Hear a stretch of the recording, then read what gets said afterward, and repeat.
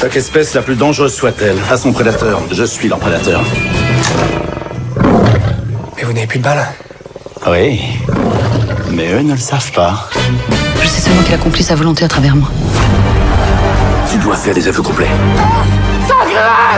Renonce à ta vanité. À vous! Il y aurait moyen de réduire la voilure sur la connerie? Le fils Pendragon est de retour. Ah bah qu'il vienne. Il faut tuer Arthur. Vous savez pas faire ça? Entraîner les troupes, les sièges. Vous faisiez pas avant ça? Bah oui, mais j'entraînais pas des débiles. Si, j'entraînais des débiles, mais pas des débiles comme ça. Ok. On y va. C'est du suicide. Ouais, c'est notre spécialité. Je suis un super-héros!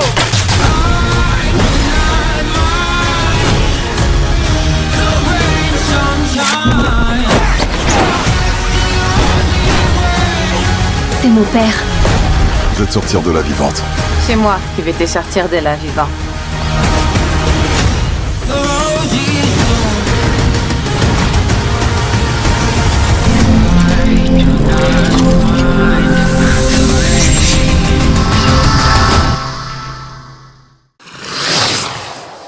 Je commence cette vidéo par vous dire un grand merci. Nous sommes plus de 200 abonnés sur la chaîne, qui maintenant a 3 ans. Pour une chaîne qui parle de cinéma et qui est arrivée sur YouTube assez récemment, c'est très encourageant pour la suite. Sachant que j'utilise des musiques, des extraits de films, soumis à droit d'auteur pour illustrer mes propos, j'essaie d'affiner mon montage au maximum, pour que ce soit le plus agréable possible. Mon but n'étant pas de gagner de l'argent sur la plateforme, les miniatures ou le montage sont faits pour que le voyage soit le plus agréable possible. Malheureusement, YouTube nous met dans les abîmes. Vu que j'utilise des extraits, ils nous mettent malheureusement jamais en avant. C'est grâce à vos partages, vos commentaires que la chaîne est encore là. Nous continuerons également le podcast une fois par semaine. La saison 1 étant terminée, nous lancerons la saison 2 prochainement due aux différentes vacances sur un spécial rentrée avec The Suicide Squad de James Gunn. La date de la saison 2 sera connue sur Twitter, Instagram et Facebook. Film & Cult aura un 7e épisode qui est déjà en cours de construction avant la fin de l'année. Et bien évidemment, pour alimenter toujours la chaîne avec le podcast, mon avis sûr, qui sera des critiques à chaud régulières selon l'actualité du cinéma, en fonction de ce que j'ai envie de vous parler et d'analyser. Bref, merci encore à tous pour vos abonnements, et maintenant le prochain objectif, 500 abonnés. Merci à tous pour votre soutien. Nous allons revenir sur quelques films de l'été 2021. Nous allons commencer par Benedetta de Paul Verhoeven, Kaamelott d'Alexandre Astier, The Suicide Squad de James Gunn, et enfin OSS 117 Alerte Rouge en Afrique Noire de Nicolas Bedos. Il y a eu beaucoup de films cet été. Malheureusement, il y a certains films que je n'ai pas pu aller voir, comme Jungle Cruise avec The Rock ou encore All de Monsieur Night Shyamalan. Faute de temps et en plus du travail que j'ai à côté, malheureusement, je les rattraperai plus tard. Sûrement pour vous en parler dans un top flop de l'année 2021. Commençons par le premier film que j'ai pu voir cet été, Benedetta de Paul Verhoeven. L'histoire se passe au XVIIe siècle, alors que la peste se propage en Italie. La très jeune Benedetta Carlini rejoint le couvent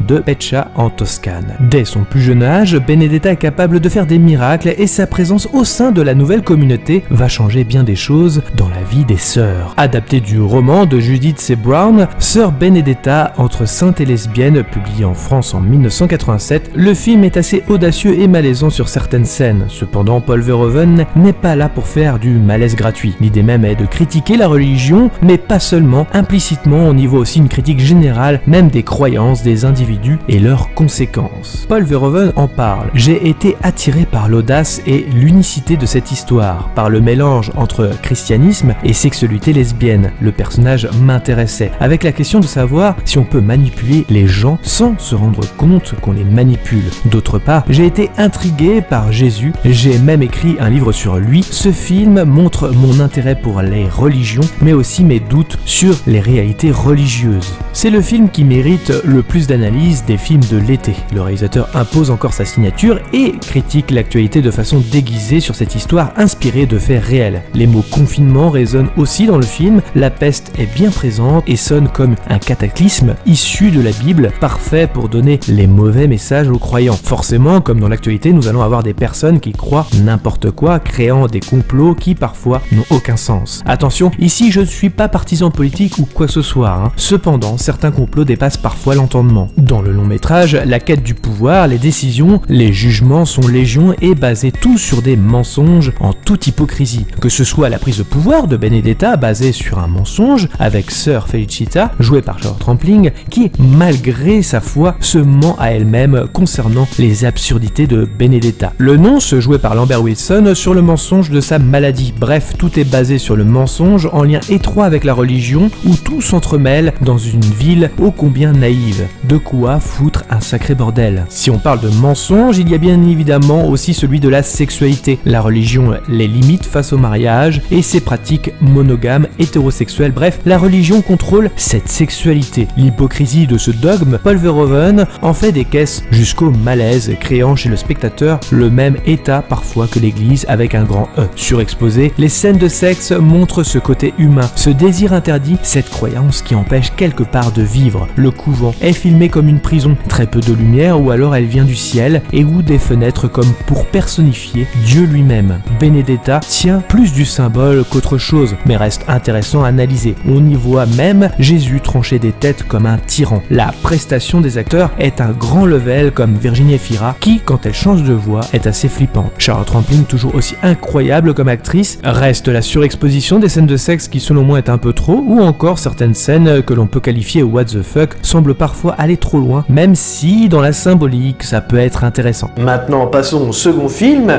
Kaamelott d'Alexandre Astier. Le tyrannique Lancelot du Lac et ses mercenaires saxons font régner la terreur sur le royaume de l'ogre. Les dieux, insultés par cette cruelle dictature, provoquent le retour d'Arthur Pendragon et l'avènement de la résistance. Arthur parviendra-t-il à fédérer les clans rebelles, renverser son rival, reprendre Kaamelott et restaurer la paix sur l'île de Bretagne? Alors très déçu du long métrage, je comprends que les fans hardcore soient à fond, mais honnêtement le long métrage ne reste pas. Pourtant, il avait plutôt bien démarré et on sent que le film est justement pensé comme un long métrage et agréable à suivre sur la traque d'Arthur. S'ensuit malheureusement une capture jusqu'au duc d'Aquitaine avec des dialogues bien sympathiques pour ma part. Par la suite, le film se transforme en film à sketch et certains dialogues sont assez inintéressants sans forcément être drôles, qui plus est. Désolé pour les fans de la série, j'ai été mis de côté, certaines blagues sont tirées même en longueur et tombent dans le lourdingue sans compter les problèmes scénaristiques associés. Je suis peut-être dur, mais voilà, je peux pas laisser passer à côté. Alors, pour les problèmes scénaristiques, je vais aller un petit peu plus loin. Oui, le chemin d'Arthur est parfois incohérent. La scène de la tour en est un exemple assez évocateur, Arthur qui embrasse Guenièvre, alors qu'il est détaché pratiquement tout le film, sûrement pour plaire au public sans doute. Ce que je veux dire, c'est que rien ne prépare cette scène, ça tombe comme un cheveu sur la soupe. Bref, un moment très mal amené. Autre élément incohérent sur le parcours d'Arthur, c'est le fait qu'il ne souhaite pas le pouvoir. Pourtant, par défaut, il va tout de même récupérer le trône, chassant Lancelot avec un combat digne de Phasme sous somnifère et tente de se ressuicider quand le château tombe en ruine. La tentative de suicide d'Arthur jadis était plutôt bien amenée. Normalement ici, nous sommes avec un Arthur qui veut même au minimum reprendre le trône. Et pourtant, nous avons cette scène de doute comme si Arthur n'avait pas évolué durant son voyage. Autre élément, les flashbacks qui devraient justement faire apprendre à Arthur quelque chose. Et vu les nombreux flashbacks, on pourrait se dire que cela va servir à quelque chose. Juste la compassion et la miséricorde d'Arthur que l'on connaissait déjà. Ah, excusez-moi, ça passe pas trop. Bref, le scénario a plein de lacunes et parfois me laissait de côté. Pourtant, le début m'avait convaincu jusqu'au film à sketch, décousu avec des blagues à rallonge pas forcément drôles. Bref, une douche froide en somme. La mise en scène reste assez pauvre et ressemble plus à un téléfilm qu'un film de cinéma. Cependant, je préfère supporter ce genre de création avec un univers bien solide, faut le dire, et quelqu'un qui ose comme Alexandre Astier, car il faut le reconnaître, en France, nous n'avons pas assez de ce genre de projet, et rien que pour cela, je tire mon chapeau, même si ça pourrait être mieux. Pour le troisième film, The Suicide Squad de James Gunn. Traversant une jungle qui grouille d'adversaires et de guerrillos à chaque tournant, l'escouade est lancée dans une mission de recherche et de destruction avec le seul colonel Rick Flag pour les encadrer sur le terrain, et la technologie du gouvernement dans leurs oreilles, afin qu'Amanda Waller puisse suivre le moindre de leurs mouvements. Comme toujours, un faux pas est synonyme de mort. Pour le coup, je ne vais pas avoir grand chose à dire sur le film. Je n'ai pas aimé le premier film avec du recul nécessaire, celui-là m'a paru meilleur, mais en même temps, était-ce si dur que ça, me direz-vous? Ce qui me choque et qui me fait peur, c'est les critiques qui crient haut et fort que James Gunn est un génie et que le film est un des meilleurs d'essai depuis de nombreuses années. Bon, déjà, le film a presque la même trame scénaristique que le premier.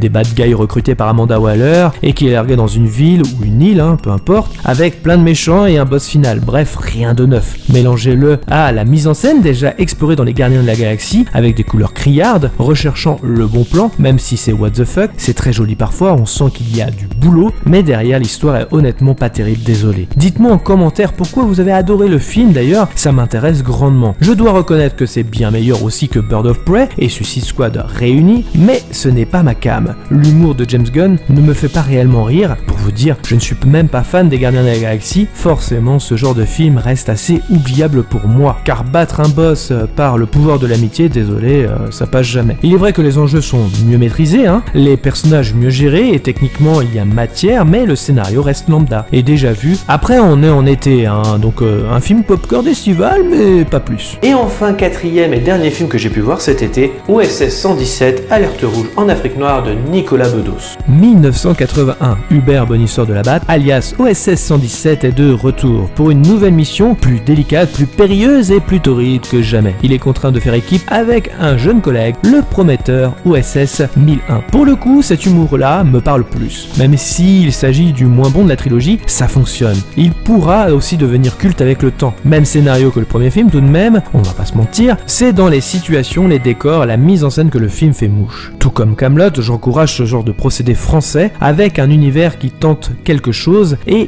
qui en plus de l'humour subtil, toujours bienvenu. Même si on nous l'a vendu comme irrévérencieux, on sent parfois que Nicolas Bedos est un peu sur la retenue. Pourtant, le film est relativement drôle, on suit volontiers les personnages dans leur enquête, qui pourtant n'est pas si passionnante que ça, au point d'être surpris quand le film s'arrête. Quelques maladresses parfois, le film est tout de même intéressant, sur une critique même politique, sur la gestion de la France à travers ses colonies, ses conséquences et son hypocrisie. Une caricature subtile, tout en réalisant un bon film avec le scénariste Jean-François Alain, qui a écrit aussi les deux premiers, s'en tire très très bien.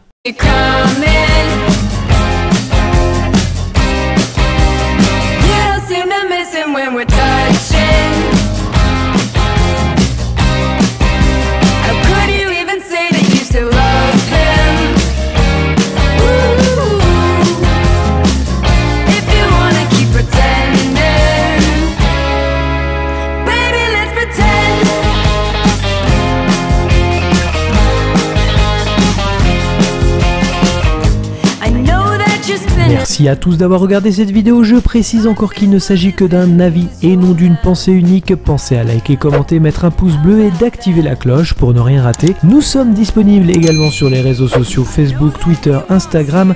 Dans tous les cas, rendez-vous dans les salles obscures pour de nouvelles aventures.